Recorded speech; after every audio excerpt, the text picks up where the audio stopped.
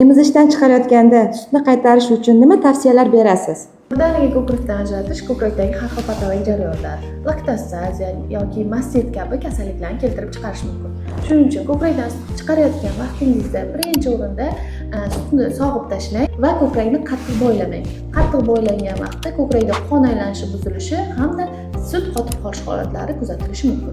Ikkinchidan, siz iste'mol qilayotgan suyuqligingiz miqdorini keskin kamaytirishingiz kerak va yuqori kaloriyali hamda issiq ovqatlardan keskin tiyilishingiz tavsiya etiladi. Uchinchidan, siz iste'mol qilayotgan suyuqligingiz o'rniga tibbiy ajratuvchi damlamalar, ya'ni qo'l-qo'la yoki na'matak damlamasi, ko'k choy yoki yalpiz choyni iste'mol qilishingiz va ularni iliq holda iste'mol qilishingiz tavsiya etiladi. To'rtinchidan, agarda sizda sut qotib qolish holatlari kuzatiladigan bo'lsa, ko'krakka kamfora yog'i, karam yoki magniy sulfat eritmasidan kompress qilib yotishingiz tavsiya etiladi. Agarda sizda sut ko'p miqdorda bo'lsa va sut qotib qolish ehtimoligi yuqori bo'ladigan bo'lsa, sut qaytaradigan vositalarni ginekolog tavsiyasi bilan qabul qilishingiz tavsiya etiladi.